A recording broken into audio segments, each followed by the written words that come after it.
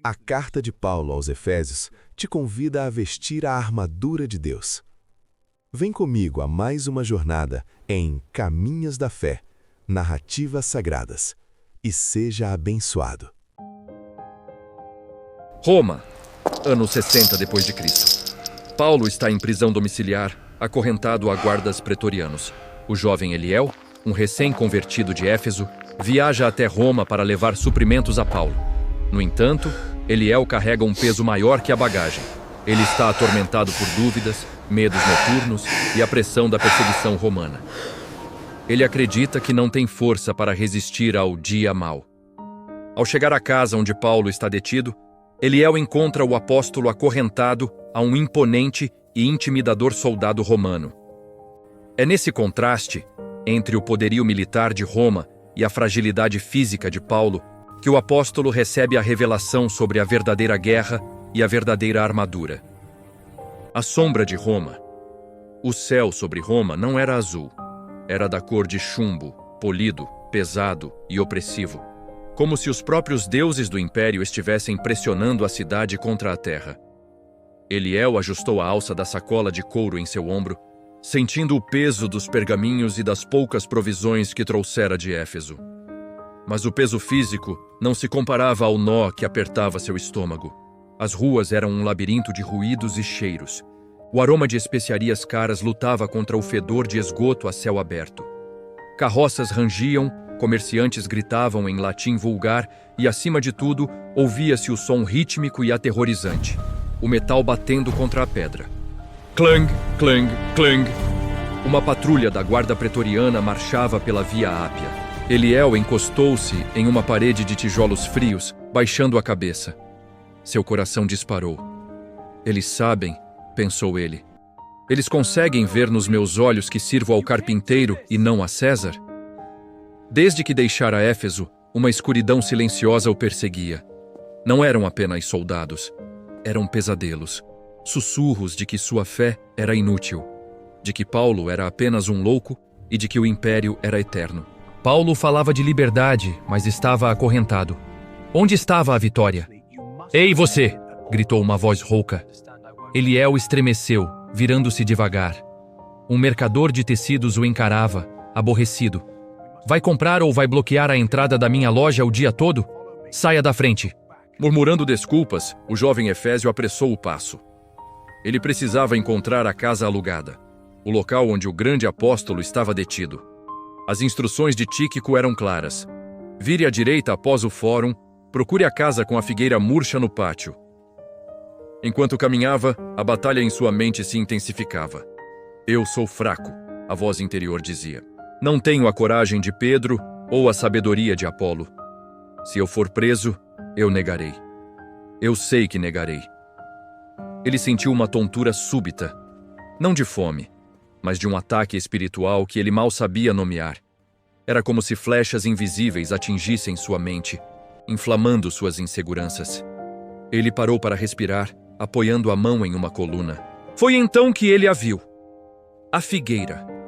E sob o pórtico da casa modesta, um soldado romano montava guarda. A armadura do homem brilhava, impecável, refletindo a pouca luz do dia. O capacete com penacho, a couraça muscular de bronze, a espada curta embainhada ao lado. Era a imagem da força invencível. Eliel engoliu em seco. Para entrar e ver Paulo, ele teria que passar por aquilo. Pela representação viva do poder que esmagava o mundo. Ele respirou fundo, lembrando-se das palavras de Jesus sobre não temer aqueles que matam o corpo. Mas e o medo que mata a alma? Ele se perguntou. Com as pernas trêmulas, Eliel deu o primeiro passo em direção à porta. Ele não sabia, mas estava prestes a aprender que a armadura daquele soldado romano, feita para a guerra dos homens, serviria de musa para a maior lição de guerra espiritual que o mundo já conheceria. O prisioneiro e o guarda. A porta de madeira pesada se abriu com um rangido que pareceu a Eliel um grito de alerta. O soldado que estava do lado de fora fez um gesto brusco com a cabeça, indicando que ele poderia entrar. O jovem Efésio atravessou o limiar, deixando para trás o barulho caótico da rua romana. E entrando na penumbra silenciosa do átrio, o ar lá dentro era diferente. Cheirava a óleo de lamparina, papiro seco e algo mais. Algo que lembrava o cheiro de ozônio antes de uma tempestade, mas sem a ameaça de raios. Era uma paz densa, quase palpável. "Quem entra?" perguntou uma voz vinda do canto da sala principal. Não era uma voz trovejante, como Eliel imaginara em suas fantasias sobre o grande apóstolo. Era uma voz rouca, cansada, mas com uma borda de alegria inexplicável. Eliel piscou, tentando ajustar a visão à pouca luz. "Sou eu, Eliel, de Éfeso. Tíquico me enviou." À medida que seus olhos se acostumavam, a cena se formava diante dele como uma pintura ganhando vida. E foi uma imagem que fez o sangue de Eliel gelar. Sentado em um banco simples de madeira, inclinado sobre uma mesa coberta de rolos de pergaminho, estava Paulo. O homem parecia ter envelhecido uma década desde a última vez que Eliel ouvira falar dele. Seus cabelos estavam ralos e brancos, a pele marcada pelo sol de muitas viagens e pelas cicatrizes de apedrejamentos e açoites. Ele parecia frágil, um vaso de barro prestes a quebrar. Mas não foi a fragilidade de Paulo que assustou Eliel. Foi o que estava preso a ele. Do pulso direito de Paulo, uma corrente de ferro grossa e escura se estendia por cerca de 1 metro, terminando no pulso esquerdo de outro homem. Este segundo homem era um gigante, um soldado da guarda pretoriana, a elite do imperador Nero. Ele estava sentado em um banco oposto, entediado, limpando as unhas com uma pequena adaga. Ao contrário das roupas simples e gastas de Paulo, o soldado era uma demonstração de força bruta e riqueza militar. Sua armadura não era apenas funcional, era intimidante. O brilho do bronze polido na couraça refletia a chama trêmula da lamparina. As sandálias, cravadas com pregos de ferro, repousavam pesadamente no chão de pedra, prontas para esmagar. Ao seu lado, encostado na parede, estava o grande escudo retangular, Scutum, e o capacete com proteções faciais que transformavam homens em máquinas de guerra. "Eliel!" Paulo sorriu, e o sorriso iluminou o ambiente mais do que a lamparina. Ele fez menção de se levantar para abraçar o recém-chegado. Clang rattle. O som metálico foi seco e violento. A corrente esticou. O soldado nem mesmo olhou para cima, apenas manteve o braço firme, ancorando Paulo ao banco. O apóstolo foi detido no meio do movimento. Um lembrete brutal de que sua liberdade terminava onde o braço de Roma começava. Eliel sentiu as lágrimas subirem.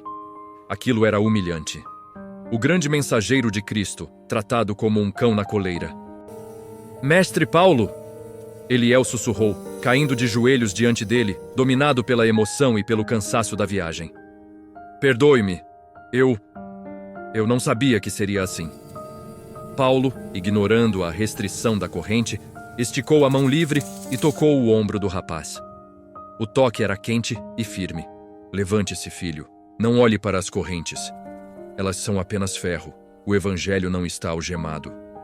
O soldado bufou, um som de escárnio, e trocou a posição das pernas, fazendo as grevas de metal rasparem no chão. O barulho fez Eliel estremecer. O medo que ele sentira na rua voltou com força total. Ele olhou para o soldado.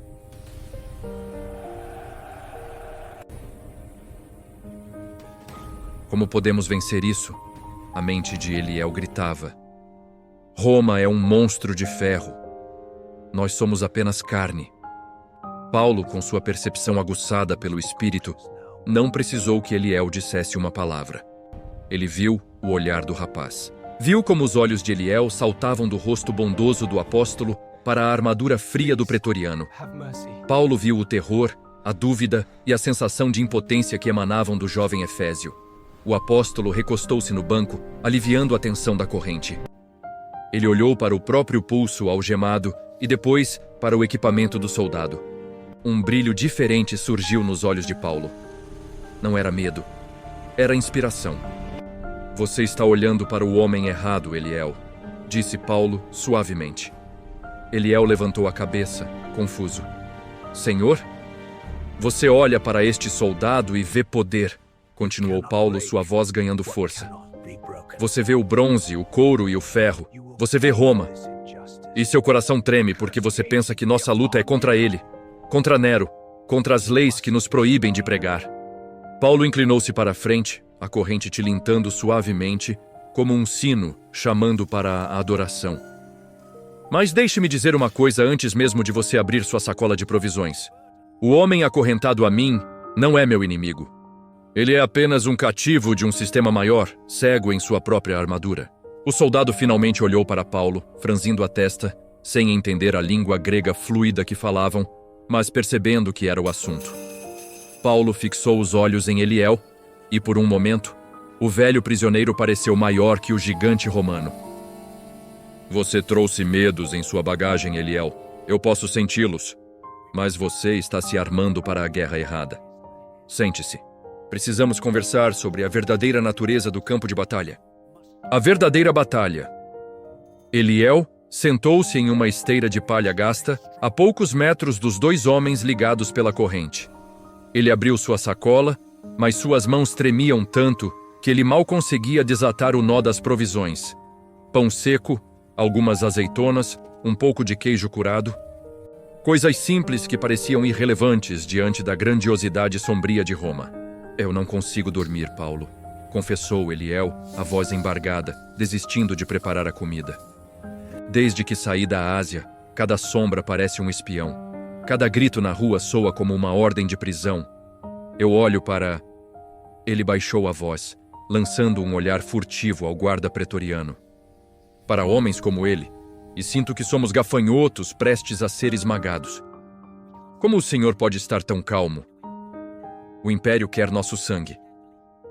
O soldado romano, cujo nome Paulo mencionara ser Valérius, soltou um suspiro entediado. Ele não entendia o grego koiné que eles falavam, mas a tensão na voz do rapaz era universal.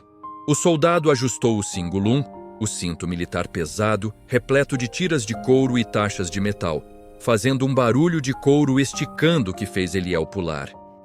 Paulo observou a reação do jovem. Com um movimento lento e deliberado, o apóstolo levantou a mão acorrentada e apontou diretamente para o peito blindado de Valérius. Eliel, olhe para ele, ordenou Paulo. O rapaz obedeceu, relutante.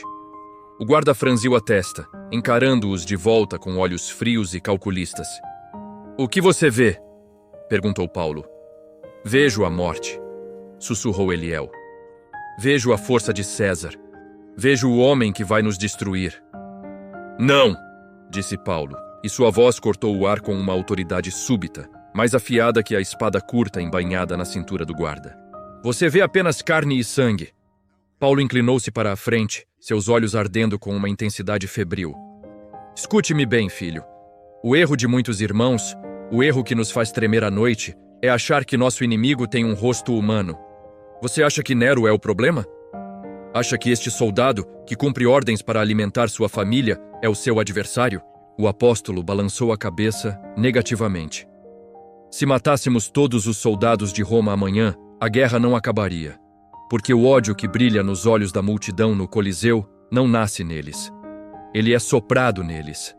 Eliel estava paralisado. O conceito era estranho. Para ele, a dor do chicote era muito física, muito real. Mas eles nos ferem, Paulo. Eles nos matam. Eles são apenas as armas, não os guerreiros, retrucou Paulo. Ele olhou para o teto escuro da casa, como se pudesse ver através das vigas de madeira e das telhas de barro, enxergando o céu tempestuoso acima. Nossa luta não é contra o sangue nem contra a carne. Não é contra pessoas com nomes, famílias e histórias. Paulo fez uma pausa, e a atmosfera na sala pareceu engrossar. A temperatura não caiu, mas um frio percorreu a espinha de Eliel. Nossa luta é contra os principados, contra as potestades, contra os dominadores deste mundo tenebroso, contra as forças espirituais da maldade nas regiões celestiais. Eliel olhou em volta, quase esperando ver vultos nos cantos escuros do quarto. As palavras de Paulo davam forma a algo que ele sempre sentira, mas nunca soubera nomear. Aquele peso no peito, a depressão súbita, a tentação de desistir, não eram apenas emoções, eram ataques. Imagine uma marionete, continuou Paulo, baixando o tom de voz para um sussurro conspiratório. Você tem medo do boneco de madeira? Ou da mão que puxa os fios? Roma é apenas o teatro, Eliel. O império é o palco visível. Mas nos bastidores, nas sombras que seus olhos não alcançam, há generais caídos, anjos de trevas organizando estratégias para nos fazer cair. Paulo tocou no próprio peito. O diabo não quer apenas matar seu corpo. Isso o soldado Valérius pode fazer. O diabo quer algo pior. Ele usa ciladas, estratagemas. Ele quer que você duvide de quem você é em Cristo. Ele quer que o medo o paralise, para que você não precise ser morto, apenas silenciado.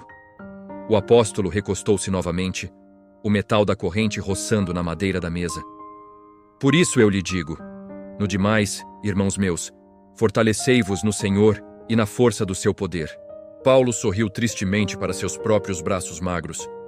Você olha para mim e vê um velho fraco, mas eu não luto com meus músculos. Se eu tentasse lutar contra Valérius com minha força, eu perderia em 1 segundo. Mas contra o verdadeiro inimigo? Ah, Eliel, contra o verdadeiro inimigo, eu sou perigoso, e você também pode ser. Eliel olhou para suas próprias mãos. Elas pareciam tão incapazes. Mas como? Perguntou o jovem, a voz trêmula. Se o inimigo é invisível e poderoso, e nós somos apenas homens, como podemos ficar de pé? Como posso resistir no dia mau, quando a dúvida e o medo vierem como uma enchente? Paulo olhou para o soldado romano novamente. Desta vez, seu olhar não foi de condenação, mas de análise. Ele estudou o equipamento do homem. O cinto que segurava a túnica, a couraça que protegia os órgãos vitais, as sandálias preparadas para a marcha, o grande escudo encostado na parede, o capacete sobre o banco, a espada. Um brilho de revelação iluminou o rosto do apóstolo, como se o Espírito Santo estivesse desenhando a carta aos Efésios no ar, ali mesmo, usando o opressor como modelo para a liberdade. Deus não nos mandou para a guerra desprotegidos, Eliel, disse Paulo, um sorriso enigmático surgindo nos lábios. Olhe para este soldado. Olhe atentamente. O que Roma dá aos seus filhos para conquistar a terra, o nosso Deus dá aos seus filhos, em espírito, para conquistar os céus. Paulo apontou para a cintura do soldado. Vamos começar por ali. Pelo cinto.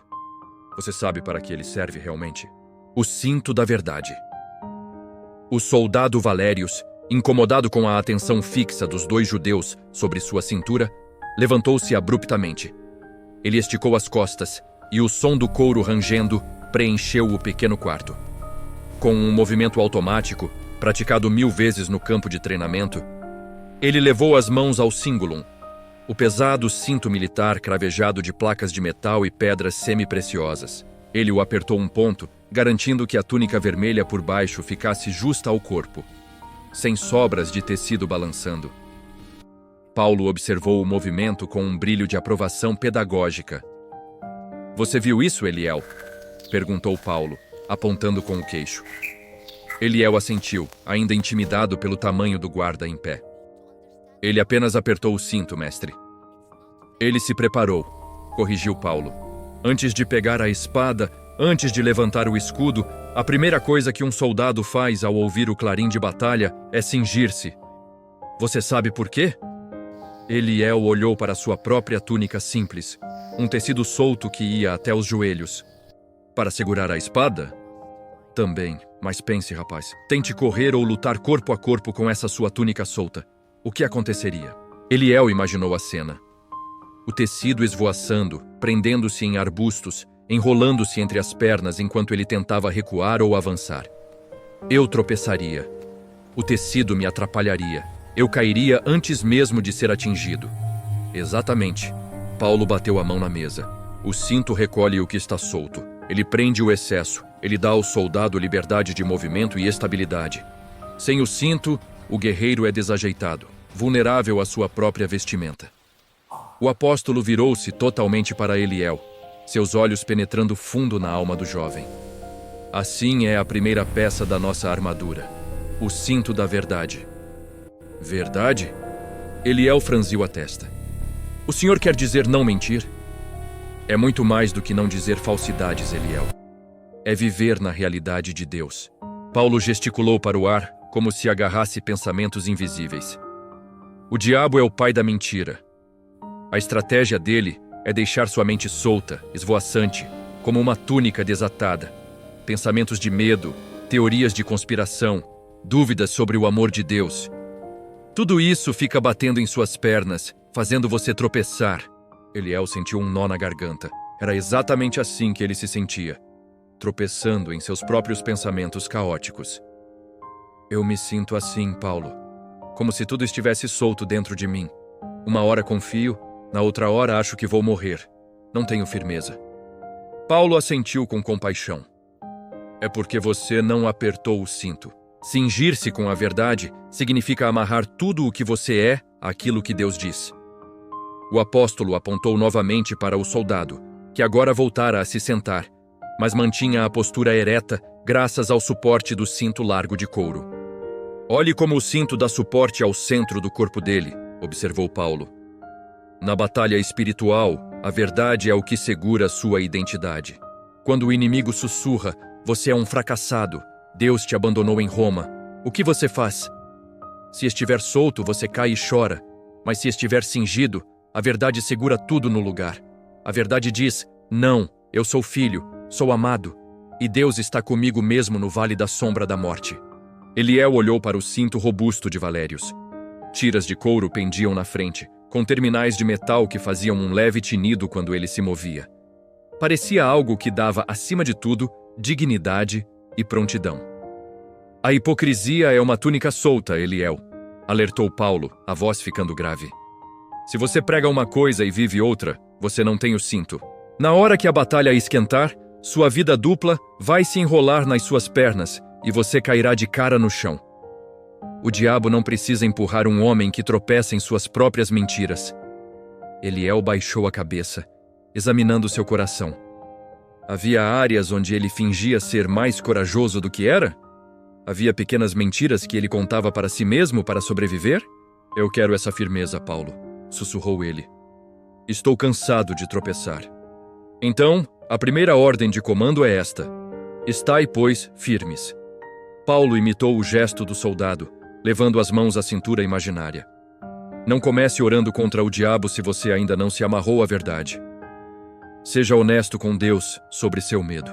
Seja íntegro em suas ações. Conheça a palavra, pois ela é a realidade final. Quando a verdade abraça sua cintura, Eliel, você para de vacilar. Você fica compacto, pronto para a ação. O soldado Valérios, alheio à lição espiritual, bateu a mão no peito, espantando uma mosca. O som metálico contra o bronze ressoou como um gongo. Paulo sorriu, seus olhos brilhando ao captar a próxima deixa visual. O cinto segura a túnica, é verdade. Mas ele também ajuda a suportar o peso do que vem a seguir. O peso daquilo que protege o coração. Eliel seguiu o olhar de Paulo para o peitoral reluzente do guarda. A verdade prepara você, disse Paulo. Mas agora precisamos proteger seus órgãos vitais. Pois o inimigo adora apontar suas flechas para onde dói mais. A sua consciência. A couraça da justiça. A chama da lamparina tremeluziu com uma brisa que entrou pela fresta da janela, fazendo as sombras dançarem sobre o metal polido que cobria o torso do centurião Valérios. Eliel não conseguia desviar o olhar daquela peça central da armadura. Era uma lorica, uma couraça anatômica de bronze, esculpida para imitar a musculatura de um homem perfeito, mas dura como a rocha. Ela cobria o soldado do pescoço até a cintura. Uma barreira impenetrável que protegia tudo o que era vital. Paulo percebeu o foco do rapaz. O coração, os pulmões, as entranhas, listou o apóstolo, tocando o próprio peito coberto apenas por uma túnica gasta de lã. Um ferimento no braço dói, Eliel. Um corte na perna faz mancar. Mas um golpe aqui, ele bateu levemente sobre o externo. Aqui é o fim. A vida se esvai em instantes. Eliel estremeceu. É aqui que eu sinto a dor, Paulo. Não uma dor física, mas um peso. O jovem hesitou, baixando os olhos, envergonhado. O Senhor falou sobre a verdade e eu entendi. Mas como posso lutar se me sinto sujo? O silêncio no quarto foi quebrado apenas pela respiração pesada do guarda. Continue, encorajou Paulo suavemente. O inimigo... Eliel engoliu em seco. Às vezes, quando tento orar, ouço uma voz. Não com os ouvidos, mas na alma. Ela diz: Quem é você? Lembra-se do que fez em Éfeso antes de se converter? Lembra-se da inveja que sentiu ontem? Você não é um soldado, você é uma fraude. Lágrimas de frustração brilharam nos olhos do rapaz. E a voz está certa, Paulo. Eu erro. Eu falho. Como posso enfrentar os principados das trevas se meu próprio coração me condena? Se eu fosse para a guerra, seria com o peito aberto. A primeira flecha de culpa me mataria. Paulo sorriu, mas não era um sorriso de escárnio. Era um sorriso de triunfo, como o de um médico que acabou de diagnosticar a doença exata para a qual possui a cura perfeita. Você acabou de descrever a arma favorita do nosso adversário, Eliel. O nome dele, Diabo, significa o acusador. Ele adora apontar o dedo para o seu peito e listar seus pecados. Ele quer furar seu coração com a culpa para que você sangre até morrer espiritualmente. O apóstolo arrastou a corrente, aproximando-se o máximo que podia do jovem. Se você tentar se defender dizendo, mas eu sou bom, eu me esforço, você já perdeu. Porque sua bondade, Eliel, é como um tecido podre. Ela não para a espada do juízo. A sua própria justiça não é blindagem suficiente. Paulo apontou bruscamente para a lorica de bronze do guarda. Valérius confia na própria pele para se proteger das lanças bárbaras. Não, respondeu Eliel. Ele confia no bronze. Exato, exclamou Paulo. O metal não é pele dele, é algo externo. Algo forjado no fogo, duro, perfeito, que ele coloca sobre si mesmo. O apóstolo ergueu o dedo indicador como se estivesse ditando uma epístola ali mesmo. Assim é a couraça da justiça. Não é a sua justiça, Eliel, é a justiça de Cristo. A mente de Eliel girou, tentando processar a imagem. Como assim? Quando Deus olha para você no campo de batalha, ele não vê as falhas de Eliel de Éfeso. Ele vê a perfeição do seu filho, Jesus, cobrindo você como este bronze cobre o soldado. A voz de Paulo tremeu de emoção. Vestir a couraça é aceitar que você é justo não porque você não erra, mas porque Cristo pagou por seus erros. Paulo tocou no peito do rapaz com o dedo, firme. Quando o acusador vier e disser, você pecou, a couraça retine. O golpe bate no metal, não na sua carne. Você responde, sim, eu falhei, mas estou vestido com a justiça de Deus. Quem intentará acusação contra os eleitos de Deus? É Deus quem os justifica. Eliel olhou para o peitoral do guarda novamente. De repente, a peça não parecia mais um símbolo da opressão romana, mas uma ilustração gloriosa da graça. O metal era sólido, inalterável. A couraça protege os órgãos vitais, continuou Paulo, mais calmo agora. Ela protege suas emoções, protege sua consciência. Sem ela, a dúvida consome seu coração. Você fica tímido, medroso, achando que Deus está zangado com você a cada tropeço. Mas com a couraça... Ah, filho, com a couraça você se levanta depois da queda. Você sabe que seu valor não está no que você faz, mas em quem o protege. Valérius mudou de posição, cruzando os braços sobre o peitoral. O gesto fez os músculos de bronze parecerem ainda mais impenetráveis. A justiça dele é o metal, sussurrou Eliel, começando a entender. Minhas obras são apenas a túnica por baixo. Isso, confirmou Paulo. Mantenha a integridade, o cinto, sim. Mas confie na justiça de Cristo, a couraça, para sobreviver. Nenhum golpe do inferno pode perfurar a obra da cruz. Se você se vestir disso, seu coração estará seguro, mesmo no meio da tempestade mais violenta. Eliel respirou fundo, sentindo o ar entrar em seus pulmões com mais facilidade. O peso da condenação, que ele carregara por quilômetros desde a Ásia, começou a se dissipar. Ele não precisava ser perfeito para ser um soldado. Ele precisava estar coberto. Paulo, percebendo que a lição havia penetrado, desviou o olhar do peito do soldado para o chão, para as pedras frias da prisão domiciliar. O coração está protegido agora, disse Paulo, olhando para as pernas robustas de Valérius e, especificamente, para o que calçava seus pés. Mas um soldado não fica parado esperando ser atingido. O evangelho é movimento. E para se mover em um terreno cheio de espinhos e armadilhas, você precisa de calçados especiais. Os pés preparados. O silêncio no quarto foi quebrado por um som áspero, como se alguém estivesse arranhando uma lousa com uma pedra. O centurião Valérius, cansado de ficar na mesma posição, esticou as pernas. As solas de suas sandálias rasparam contra o piso de lajotas de pedra.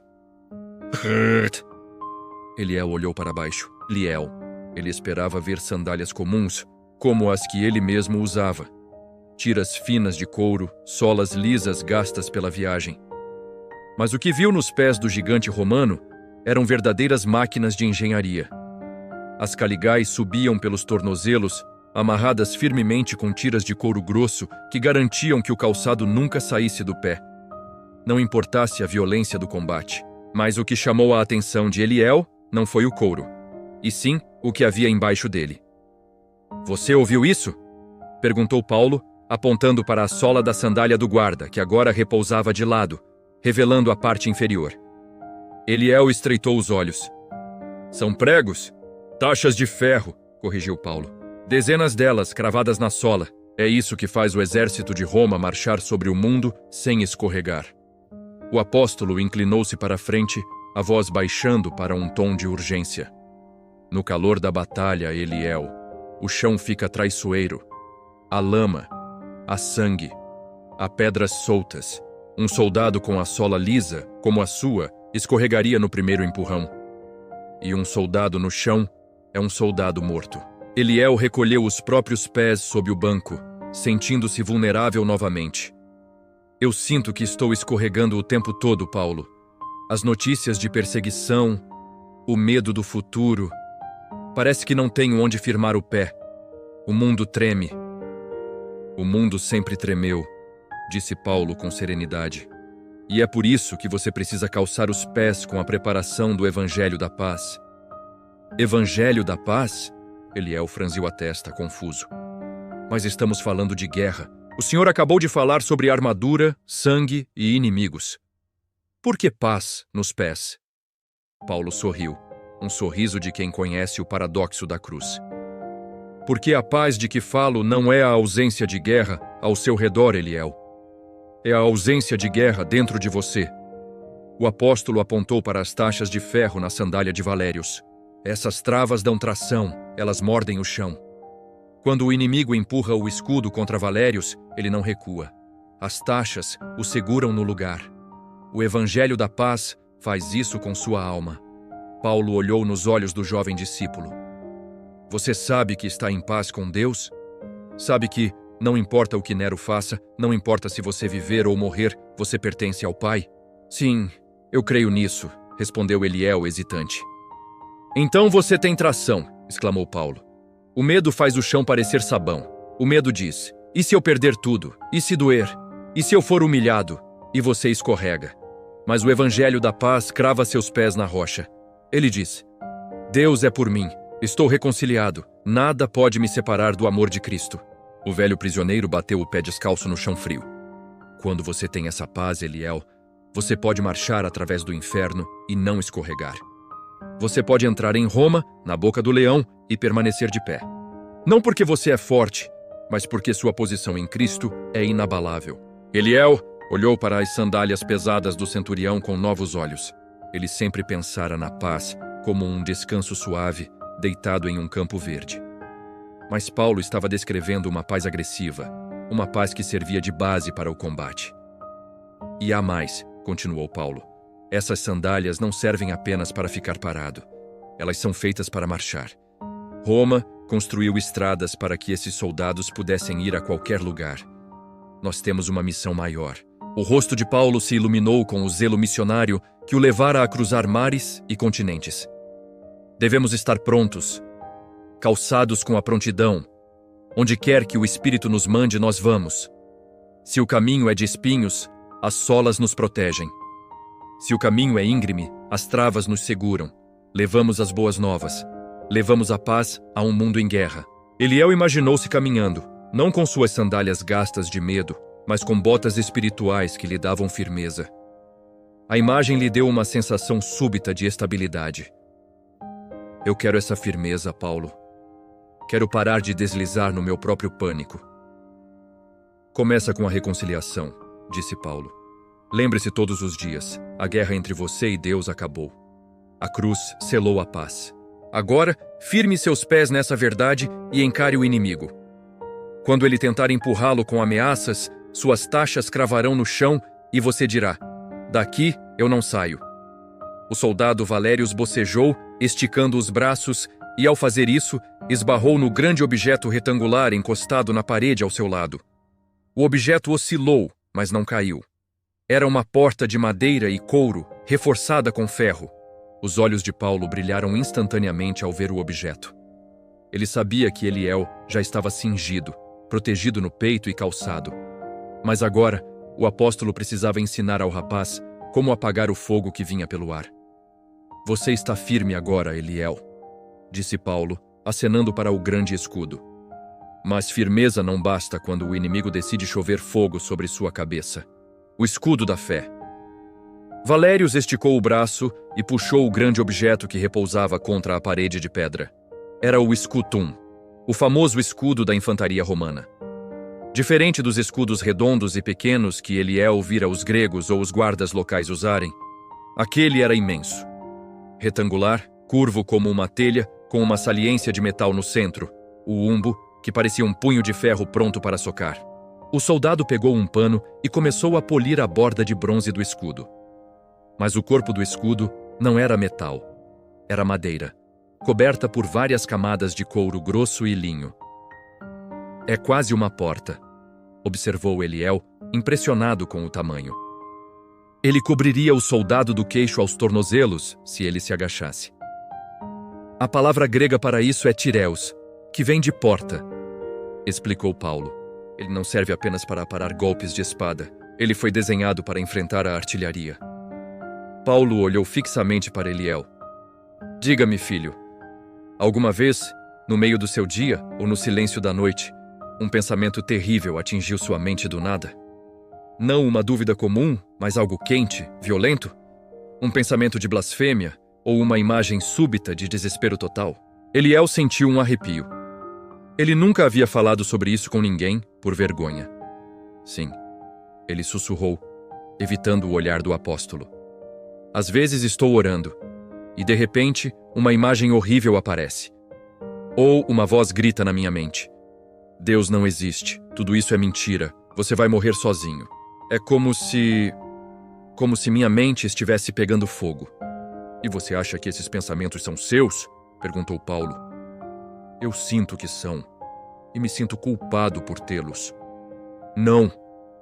Paulo ergueu a mão, enfático. Isso não vem de dentro de você, Eliel. Isso vem de fora. São os dardos inflamados do maligno. O apóstolo apontou para o escudo de Valérius. Os arqueiros inimigos, especialmente os partas, não atiram apenas flechas com pontas de ferro. Eles amarram estopa embebida em piche na ponta e ateiam fogo. Quando atiram, o céu se enche de riscos de chama. Eliel imaginou a cena aterrorizante.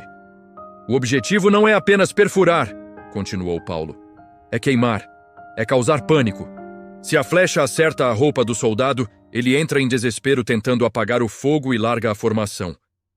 É exatamente o que o diabo faz com você. Ele lança um pensamento incendiário. Você está perdido, esperando que o pânico faça você largar sua posição em Cristo. O jovem Efésio respirou fundo, sentindo um peso sair de seus ombros. Saber que aqueles pensamentos horríveis eram ataques e não sua própria natureza mudava tudo. Então, o que eu faço? Como apago o fogo na minha mente? Com o escudo da fé, declarou Paulo. Ele gesticulou para a superfície de couro do escutum. Você sabe por que eles cobrem a madeira com couro, Eliel? E sabe o que eles fazem antes da batalha? Eles molham o escudo. Eles o encharcam em água. Paulo fez um movimento de levantar um escudo invisível no ar. Quando a flecha de fogo atinge a madeira seca, ela incendeia o escudo. Mas quando atinge o couro úmido, o fogo se apaga. O dardo cai, inútil. A fé é isso, explicou o apóstolo com paixão. Fé não é um sentimento vago de otimismo. Fé é uma ação. É levantar a barreira. Quando o pensamento incendiário vem, Você não o deixa entrar no seu coração para queimar. Você levanta o escudo. Como? Perguntou Eliel. Você diz, eu rejeito esse pensamento. Isso não é verdade. Deus disse. Paulo bateu o punho na palma da mão. Você interpõe o que Deus disse entre você e a mentira. O apóstolo olhou para o soldado, que agora examinava a parte interna do escudo. Este escudo é grande o suficiente para proteger tudo o que você já vestiu. O cinto, a couraça, as sandálias. O escudo cobre tudo. A fé é a proteção total. Quando você confia inteiramente em Deus, os dardos batem e caem. Eles podem vir aos milhares como uma chuva de fogo. Mas se o escudo estiver erguido, nenhum fio de cabelo seu será chamuscado. Eliel olhou para o couro curtido do escudo romano. Ele podia ver marcas de cortes e queimaduras antigas na superfície. O escudo havia sofrido, mas o soldado atrás dele estava intacto. O escudo vai ficar marcado, Eliel, disse Paulo suavemente, vendo onde o rapaz olhava. Sua fé será testada. Haverá cicatrizes de batalha em sua confiança, mas você sobreviverá. O fogo não tocará sua alma. E se eu não tiver força para levantar o escudo? Perguntou Eliel, sua voz pequena diante da magnitude da guerra. Paulo sorriu, e desta vez apontou para o espaço vazio ao lado de Valérios. É por isso que o escutum é retangular. Eles são feitos para se encaixarem lado a lado. Na formação de testudo, a tartaruga, um soldado protege o outro. Quando sua fé estiver fraca, Eliel, a minha fé protege o seu flanco. A fé da igreja em Éfeso cobre suas costas. Nunca lute sozinho. Um soldado isolado é um alvo fácil, mas uma legião unida é uma muralha intransponível. Eliel sentiu uma onda de gratidão. Ele não estava sozinho naquele quarto, nem naquela guerra.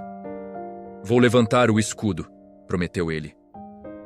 Quando o fogo vier, eu confiarei. Paulo assentiu, satisfeito. O corpo estava protegido. A mente estava alerta contra os ataques externos. Mas havia uma parte vital do soldado que ainda precisava ser coberta, a parte que comandava todo o resto. O apóstolo olhou para o capacete de bronze com proteções faciais, Galeia, que estava sobre a mesa ao lado dos pergaminhos. O fogo foi apagado, disse Paulo. Mas a batalha é vencida ou perdida na cabeça. O inimigo tentará esmagar sua esperança.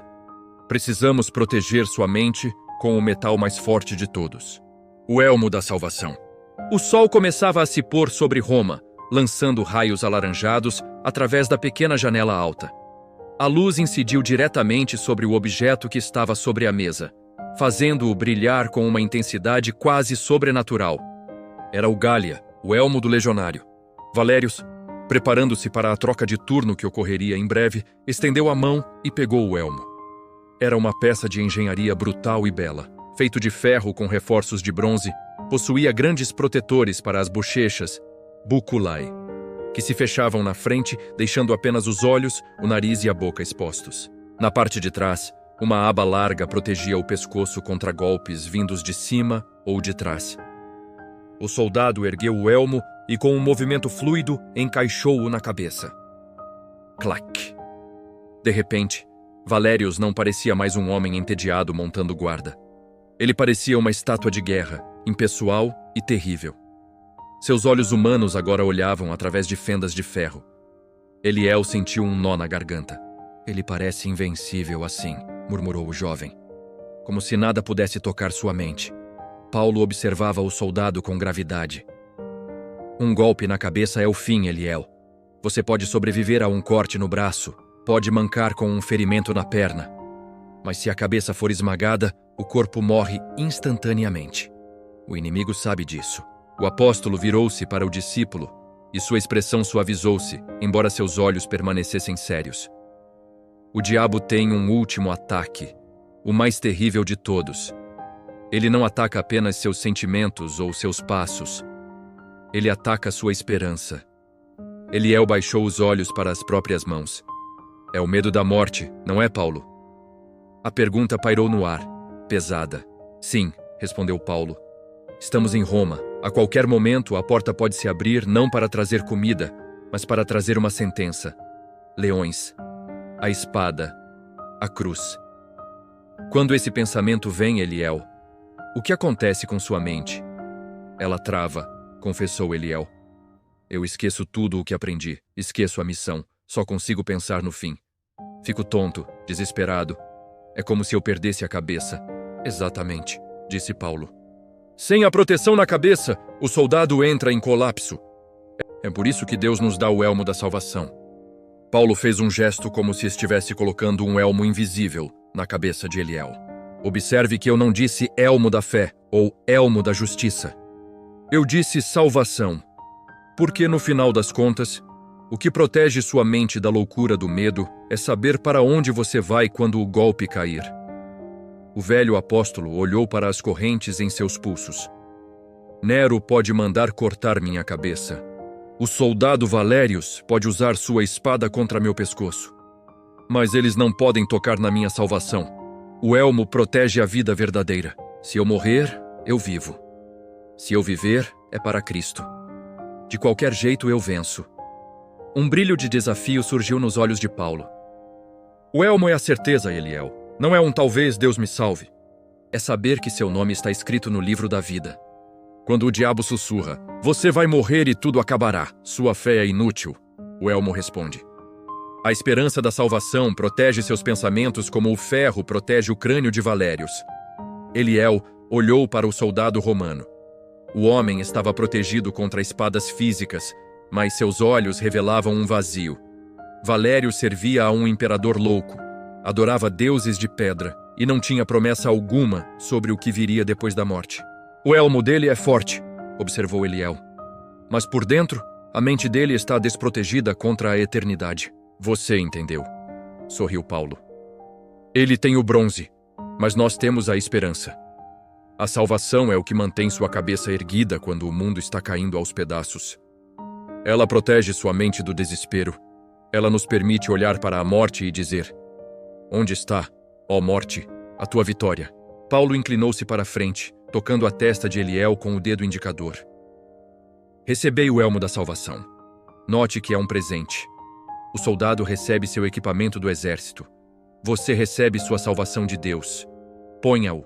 Amarre as tiras. Deixe que a certeza do céu guarde seus pensamentos. Eliel fechou os olhos por um momento. Ele visualizou o elmo espiritual sendo colocado sobre sua cabeça. O peso do medo da morte, que sempre pairava como uma nuvem negra, encontrou uma barreira. Sim, ele poderia morrer em Roma, mas sua alma estava blindada. Ele pertencia à eternidade. Quando abriu os olhos, sentiu uma clareza mental que não sentia há semanas. O pânico havia recuado. Ele conseguia pensar, conseguia focar. Minha mente está segura, Paulo, disse ele com a voz firme. Eu sei quem sou e para onde vou. Ótimo, disse Paulo recostando-se e olhando para o cinto do soldado, onde repousava a única coisa que Eliel ainda não tinha considerado. Até agora, tudo fora defesa. Cinto para segurar, couraça para proteger, escudo para apagar, elmo para guardar, sandálias para firmar. Eliel estava blindado, mas um soldado que apenas se defende acaba cercado. Paulo olhou para a bainha de couro pendurada no lado direito do cinto de Valérius. O punho de madeira polida e osso se projetava pedindo para ser sacado. Você está protegido, Eliel. O inimigo pode bater em você e não vai quebrá-lo. Paulo sorriu, e desta vez o sorriso era perigoso. Mas não fomos chamados apenas para ser sacos de pancada. Chegou a hora de revidar. A espada do espírito. O som foi agudo e metálico, um silvo que cortou o ar parado da sala. Xing. Valérius puxou o gládius da bainha. A lâmina não era longa e pesada como as espadas dos bárbaros do norte. Era curta, com cerca de meio metro, larga e aterrorizante. Ela brilhava com um polimento mortal, e seus dois gumes pareciam capazes de cortar o próprio vento. O soldado girou o pulso, testando o equilíbrio da arma.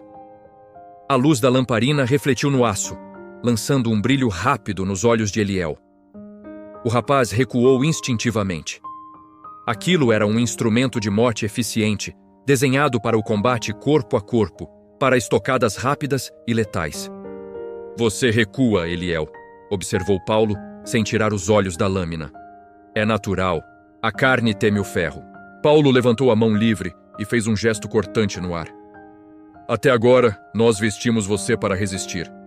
O cinto, a couraça, o escudo, o capacete, tudo isso serve para mantê-lo vivo enquanto o inimigo bate. Mas um soldado que apenas se defende nunca vence a guerra. Ele apenas adia a derrota. O apóstolo olhou profundamente para o jovem. Para expulsar as trevas, você precisa atacar. E para isso, Deus colocou em nossas mãos a espada do Espírito. A espada? Repetiu Eliel, olhando para o Gládios romano. O senhor quer dizer a palavra de Deus? Sim, mas não qualquer palavra dita ao vento. Paulo apontou para a arma de Valérios. Olhe para essa espada, ela é curta, ela é feita para o combate próximo, quando o inimigo está respirando no seu rosto. Ela tem 2 gumes. Corta de um lado e do outro. Paulo inclinou-se, sua voz tornando-se intensa. A espada do Espírito é a palavra dita. É o rema de Deus. Não é apenas ter o rolo da lei na prateleira, Eliel. É ter a resposta específica de Deus na ponta da língua para o momento exato do ataque. Como assim? Perguntou o jovem. Quando o diabo tentou o nosso Senhor Jesus no deserto, explicou Paulo, ele não veio com exércitos visíveis. Ele veio com sussurros, com distorções. E o que Jesus fez? Ele puxou a espada? Ele chamou legiões de anjos? Eliel lembrou-se das histórias que ouvira. Ele disse, está escrito. Exatamente. Paulo bateu na mesa. Está escrito. Jesus não debateu. Ele não argumentou com lógica humana. Ele enfiou a lâmina da verdade no coração da mentira. O diabo disse, transforme pedras em pães. Jesus estocou com a espada. Nem só de pão viverá o homem. Foi um golpe preciso, cirúrgico. O apóstolo olhou para a espada de Valérios, que agora estava sendo limpa com um pedaço de pano oleado. Muitos cristãos tentam lutar contra o diabo usando suas próprias opiniões ou sentimentos. É como tentar lutar contra um leão usando um galho seco. A espada do Espírito é viva e eficaz. Ela penetra até a divisão da alma e do espírito. Ela expõe as intenções do coração. Eu tentei argumentar com meus medos, admitiu Eliel cabisbaixo. Eu dizia a mim mesmo, não tenha medo, você é forte. Mas não funcionava. Porque essa é uma espada de madeira, retrucou Paulo. Suas palavras não têm poder espiritual. Mas a palavra de Deus, Eliel. Quando você cita o que Deus disse, não é a sua voz que o inimigo ouve. É a autoridade do trono. Paulo apontou para a mão de Eliel. Imagine que o medo venha esta noite. O medo de que Roma vai matar todos nós. O que você faz? Você se encolhe atrás do escudo? Sim, mas depois você saca da espada. Você abre a boca e declara, o Senhor é a minha luz e a minha salvação. A quem temerei? E se a tentação vier? Continuou o apóstolo. Se a velha vida em Éfeso parecer doce e sedutora, você não fica parado. Você ataca o pensamento. Você diz, fui crucificado com Cristo. Logo já não sou eu quem vive, mas Cristo vive em mim. Você mata a mentira antes que ela crie raízes. Eliel olhou para o Gládios novamente. Ele percebeu que a espada exigia treino. Valérios provavelmente passara horas no campus de treinamento, golpeando postes de madeira até que o movimento fosse instintivo. Eu preciso conhecer a palavra, murmurou Eliel. Se eu não souber o que está escrito, minha bainha está vazia. Agora você entende, sorriu Paulo. Um soldado sem espada é apenas um alvo blindado. Encha sua mente com os salmos, com os profetas, com os ensinos do Senhor. Afie sua espada diariamente. Quando o dia mau chegar, você não terá tempo de procurar os rolos. A palavra tem que estar no seu coração e na sua boca. Valérios embainhou a espada com um claque seco e definitivo. O som ecoou como um ponto final. Eliel sentiu uma nova força surgir dentro dele. Ele não era uma vítima. Ele estava armado. Ele podia responder. Ele podia ferir o silêncio opressivo com a voz de Deus. Estou pronto, disse Eliel, endireitando a postura. Estou cingido, protegido, calçado e armado. Posso enfrentar a batalha. Paulo olhou para o jovem com ternura, mas balançou a cabeça devagar. Você tem a armadura, Eliel. Você tem a arma. Você parece um soldado perfeito. Mas se você sair por aquela porta agora para enfrentar as hostes espirituais, Você cairá morto em 5 minutos. Eliel piscou, atordoado.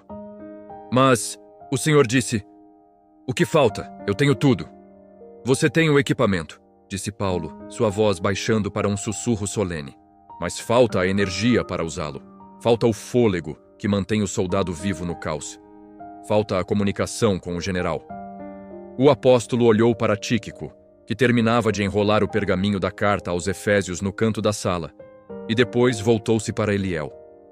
A armadura é pesada, filho. A espada é difícil de manejar. Sem a última instrução, todo esse metal se tornará seu caixão. Precisamos falar sobre como um soldado respira, a sentinela em oração. A penumbra havia tomado conta do quarto. A única luz agora vinha da lamparina de azeite sobre a mesa, cuja chama dançava, lançando sombras longas nas paredes de pedra. Você tem o cinto, a couraça, as sandálias, o escudo, o capacete e a espada. Recapitulou Paulo, sua voz agora um sussurro rouco, mas carregado de urgência. Mas imagine um soldado com tudo isso, Eliel, parado no campo de batalha, incapaz de ouvir a voz do seu general. Imagine-o sem fôlego, sufocando dentro do próprio metal. Paulo inclinou-se para a frente, e o tilintar da corrente soou como um sino de alerta. A armadura é o equipamento, a oração é a energia. Sem oração, a armadura é apenas um peso morto que vai cansar você até você cair. Oração, repetiu Eliel. O senhor quer dizer pedir coisas a Deus? Muito mais do que isso. Paulo olhou para o soldado Valérios, que agora parecia apenas uma silhueta imóvel na semi-escuridão. Veja como ele está alerta. Ele não dorme. Ele vigia. O versículo final da nossa estratégia é este: orando em todo o tempo com toda a oração e súplica no Espírito, e vigiando nisto com toda a perseverança e súplica por todos os santos. O apóstolo segurou as mãos de Eliel. A oração é o rádio de comunicação com o céu. Você não luta sozinho, rapaz. Você luta sob comando. Como você saberá onde atacar com a espada se não ouvir o Espírito? Como saberá quando levantar o escudo se não estiver sintonizado com o Pai? Eu costumo orar quando tenho medo, admitiu Eliel. Isso é defesa, disse Paulo. Mas a ordem é orar em todo o tempo, no dia bom e no dia mau, na paz e na guerra. A oração constante mantém a armadura polida e ajustada. Um soldado que para de se comunicar com seu comandante fica isolado, e um soldado isolado é presa fácil. Paulo fechou os olhos e a atmosfera no quarto mudou. Não era mais uma sala de aula, era um templo. E há mais uma coisa, Eliel. A sentinela, o texto diz vigiando. A palavra é agripnia, ficar sem dormir, estar totalmente desperto. O diabo gosta de nos pegar quando estamos sonolentos espiritualmente, distraídos com os prazeres ou as ansiedades da vida. A oração nos mantém acordados. De repente, Paulo, com dificuldade devido às correntes, colocou-se de joelhos no chão frio de pedra. Mestre, o senhor não precisa, começou Eliel. Eu preciso, cortou Paulo. A batalha não se vence em pé, discutindo teologia. Ela se vence de joelhos. Ajoelhe-se comigo, filho. Vamos vestir essa armadura de verdade agora. Eliel ajoelhou-se ao lado do velho apóstolo. Tíquico, que estava no canto, juntou-se a eles. O soldado romano observou os 3 homens, confuso, mas sentindo um peso no ar que o fez parar de limpar as unhas e segurar o cabo da espada, inquieto. Paulo começou a orar. Não foi uma oração bonita ou poética, foi uma oração de guerra. Pai, fortalecidos no teu poder, nós nos levantamos. Cingimos Eliel com a tua verdade. Que nenhuma mentira permaneça. Cobrimos seu coração com a justiça de Cristo.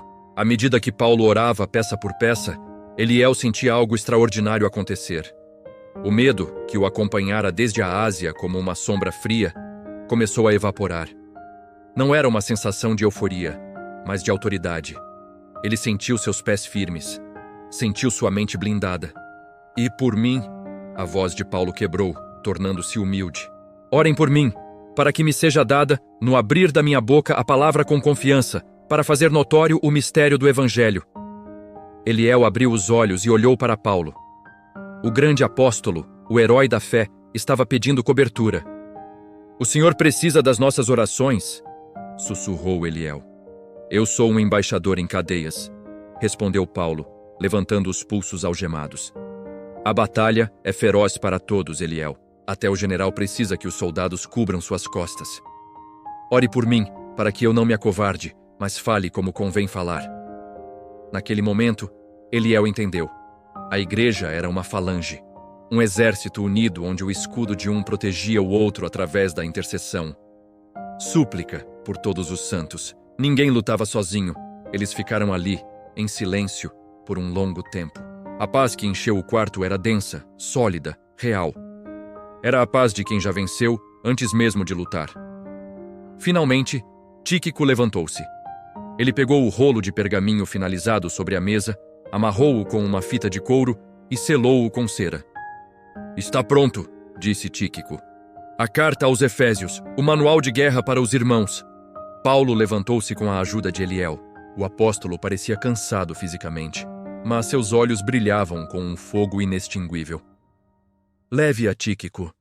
E você, Eliel? Paulo colocou as mãos nos ombros do jovem. Você chegou aqui como um menino assustado, carregando pão e medo. Como você sai? Eliel olhou para a porta. Lá fora, a noite de Roma era escura. A guarda pretoriana patrulhava. Nero conspirava. Os leões rugiam no Coliseu. O mundo não havia mudado. O perigo era real. Mas Eliel olhou para dentro de si mesmo e percebeu que a mudança não precisava ser externa. Eu saio pronto, disse Eliel, e sua voz não tremeu. Saio vestido. Ele olhou uma última vez para o soldado Valérius. O gigante de bronze ainda parecia formidável, mas Eliel não via mais um monstro invencível. Via apenas um homem preso em um sistema terreno. A verdadeira força não é o bronze, disse Eliel para si mesmo. É o espírito. Vá, comandou Paulo sorrindo. Marche, e quando o dia mau vier, e ele virá, apenas fique firme. Eliel pegou sua sacola, agora vazia de provisões, mas cheia de propósito. Ele e Tíquico saíram pela porta pesada, entrando na noite romana. O ar estava frio, mas Eliel não sentiu o calafrio do medo. Ele sentiu apenas a brisa fresca de uma nova liberdade. Ele ajustou a túnica, imaginou o cinto da verdade, apertando sua cintura. Sentiu o peso reconfortante da couraça invisível e deu o primeiro passo na calçada de pedra, ouvindo o som imaginário das taxas de ferro de suas sandálias espirituais cravando no chão. A guerra continuava, mas pela primeira vez, Eliel sabia que já era um vencedor. Atrás deles, na casa alugada, a corrente tilintou suavemente enquanto Paulo voltava para sua mesa, pronto para a próxima batalha, armado apenas com sua fé e seus joelhos dobrados. Efésios 6 nos lembra que nossa verdadeira batalha é espiritual e não física. Aprendemos que para vencer, não podemos depender da nossa própria força, mas precisamos nos revestir diariamente com toda a armadura de Deus para permanecermos firmes contra o mal. As histórias do nosso canal, Caminhos da Fé, são narrativas sagradas criadas para fortalecer a sua fé e iluminar o seu caminho. Se esta mensagem tocou o seu coração, inscreva-se, deixe seu like e junte-se a nós em mais uma jornada espiritual. Que Deus abençoe a todos vocês.